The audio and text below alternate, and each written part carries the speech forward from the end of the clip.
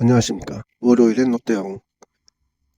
역시 예상대로 데이비슨의 저주는 눅눅지 않았다. 그런 한 주였다. 라고 표현할 수 있겠네요.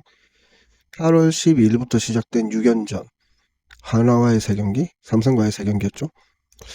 하나와의 3경기는, 글쎄요, 모르겠어요. 이건 칠 때마다 다 야수 정면. 뭐, 그런 경기였지 않습니까? 이게 진짜 데이비슨의 저주다. 그렇게밖에 말할 수가 없고요. 이게 뭐라고 할까요? 롯데 모든 약점이 막 6일 내내 고스란히 드러났어요. 핀세와의 2대0 패배. 이거는 그렇다 칩시다. 핀세니까. 그 다음 수요일. 6대0 패배죠. 와이스가 나왔고. 이것도 그렇다 쳐요. 와이스니까. 자, 이때까지 한 점도 못 뽑았어요. 2경기 내내. 그리고 세 번째 경기는, 이 경기는 잡았어야죠. 거의 다 잡은 경기를 놓쳤지 않습니까? 예, 겨우, 이제 그 전까지 점수 한 점도 못 내다가, 이 경기 6회쯤에 점수가 났어요. 그래서 동점이 됐고, 8회 9회 1점씩 내면서 연장전에 돌입하게 되죠. 이거 뭐랄까요. 이런 경기를 만약에 이 경기를 잡았다면 뒷경기가 달라졌을 텐데, 역시 마지막에도 롯데 특유의 약점이 튀어나왔습니다. 그러면서 졌죠. 어이가 없었어요, 개인적으로는. 한 번 정도는 잡았어야죠. 제가 지난주에 말씀드렸다시피 이번 주는 1승이라도 하면 다행이다. 라고 했는데 그 1승을 하지 못했어요. 이거는 데이비슨의 저주가 아직까지 여전히 걸려있는 상태였다. 라고 밖에 볼 수 없고, 금요일 삼성전 10대4로 집니다. 걔 난타를 당했죠. 예. 시작하자마자부터 5점 내주고, 뭐, 어제 롯데 경기는 5회 이후 보면 된다고 했지 않습니까? 6회에 3점, 7회에 1점 냈지만 또 윤성민이 홈런을 맞아요. 그러면서 지금까지 잘 버텨오던 윤성민도 홈런을 맞는구나라는 것도 생각해봤고, 안 풀릴 때는 무슨 일을 해도 안 풀립니다. 이건 결국 어쩔 수 없다. 예. 이번 주는 그냥 저도 포기하고 봤어요. 근데 진짜 제가 원했던 건 한 번이라도 타격의 힘으로 이기기 원했습니다. 롯데는 타격의 팀이거든요. 투수력이 아니라 타격의 힘으로 이 저주를 넘어섰으면 하는 마음이었고, 하지만 토요일 역시도 또 4대1로 개박살 났습니다. 저 솔직히 박세웅 선수가 6이닝 3실점 했으면 잘했잖아요. 메이저리그에서도 우리나라에서도 퀄리티 퀄리티 피칭이라고 부르는 이거 그냥 적당하게 잘한 경기란 말이에요. 하지만 롯데가 점수를 못 내서 진 거죠. 예전에 3점 차, 2점 차 우스웠잖아요. 올 시즌 6월, 7월만 해도 3점 차 정도는 우스웠어요. 언젠가 뒤집힐 거니까 웃으면서 봤다고요. 뒤집기도 했었고. 근데 이번 주 내내 정말 괴로웠습니다. 막 그 운이 없는 그런 느낌들이 계속 났잖아요. 그 일요일 날 진짜 전 너무 쾌재를 불렀어요. 7회 6점 낼 때. 되게 롯데다운 점수를 막 내더라고요. 게다가 삼성도 엄청난 에러를 만들어줬죠. 더블 플레이 코스를 실수 하나로 두 베이스씩 진로지키면서 결국 노진혁 안타까지 막 한 번에 몰아치면서 6점을 냈단 말이에요. 자, 여기까지 좋아요. 그래가지고 7대3으로 이기길래 8, 9회 이 두 회만 막으면 되고, 저는 개인적으로 윤성민을 올렸어야 된다고 생각해요. 8회 갑자기 홍민기를 올리더라고요. 왜 저러지? 또 김태형 감독 특유의 찍어 누르겠다라는 마음이 나온 거죠. 예전에도 크게 이기고 있을 때 찍어 누르려고 좋은 투수들 올렸다가 다 따라잡혀가지고 겨우 넘어갔지 않습니까? 또 그 버릇이 나온 거예요. 물론 이렇게 생각할 수는 있습니다. 이번 경기는 무조건 잡아야 된다. 그렇다면 홍민기를 놔뒀어야죠. 처음에 포볼 좀 내줬다고 바로 바꿨잖아요, 정현수로. 그 뒤에 정현수가 말로 만들어줬고, 결국 김원중이 말로 홈런을 맞으면서 순식간에 동점이 되어버렸단 말이죠. 이건 여러 가지를 잃어버린 겁니다. 겨우 한 경기 비기려고 홍민기 잃어버려. 김원중 잃어버려. 롯데 분위기 다시 원점으로 돌려버려. 물론 9회에 삼성이 또 한 점 더 내고 9회 말에 정말 뜬금없는 김태형 감독이 실수 몇 번 했다고 구석에 박아놨던 대주자로 나와가지고 어쩔 수 없이 타석에 들어서 황성빈 선수가 기아에 살아보겠다고 번트 실패하고 홈런 쳐서 4번 타자 황성빈 선수가 홈런을 쳤죠. 레이에서 대신 대주자 나왔다가 4번에 박혔는데 시즌 1호 홈런이 터집니다. 그 덕분에 결국에 쭉 몰려가긴 해서 8대8로 비기면서 8연패에서 9연패로 넘어가는 과정은 일단 막았어요. 이렇다고 연패가 깨진 건 아닙니다. 무승부기 때문에. 다음 주에 LG전부터 다시 연패가 시작되면 롯데는 8위까지 미끄러질 가능성이 높아요. 한 번 미끄러지면 못 올라갑니다. 지금 분위기가 그래요. 지금 KBO 분위기는 여기서 한번 미끄러지면 못 올라갑니다. 경기 수도 별로 안 남았고, 그리고 키움이나 뭐 두산 이런 하위권 팀들이 지금 잘하고 있거든요. 이제는 밥이 없어요. 그렇기 때문에 롯데가 지금 미끄러지면 못 올라와요. 그나마 다행인 건 롯데가 연패를 하는 동안 4, 5, 6위 팀들도 계속 연패에 늪에 빠져 있었다는 겁니다. 물론 뭐 이긴 적도 있지만 대부분 졌어요. 그러면서 뒤집히지 않았다는 건 어떻게 보면 천운이죠. 데이비슨의 저주가 엄청 무섭게 가해졌지만 3위를 지켜내면서 이번 주를 끝냈다. 그것도 한 게임 차로 4위 SSG와 요건 제가 볼 때 좀 크다.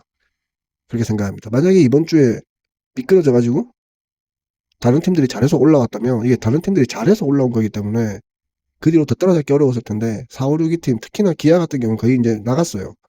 아웃됐다고요. 그런 경우에는 이제 남은 팀은 두세 팀, 그러니까 4위 안에서 버텨지는 건 가능할 것 같은데 3위로 등수를 마무리 순위권에서 마무리하는 게 롯데가 우승을 하는 데는 최적의 시나리오다. 어차피 2위는 못 가잖아요. 예. 최적의 시나리오 3위까지 가는 게 롯데의 목표라면 제일 중요한 건 LG와의 첫 경기입니다. 바로 뭐 이번 주 리뷰는 이 정도만 하고요. 이번 주 리뷰할 것도 없고 이 정도만 하고 일단 제가 볼 때 롯데는 데이비슨의 저주에서는 벗어났어요. 자, 그럼 여기서 반등이 필요한 거죠. 근데 하필 다음 주 19일부터 LG 3연전이 이어집니다. LG와의 첫 경기는 바로 그 문제의 선수 벨라스케스와 LG에서도 새로 들어온 투수가 톨호스트가 나오죠.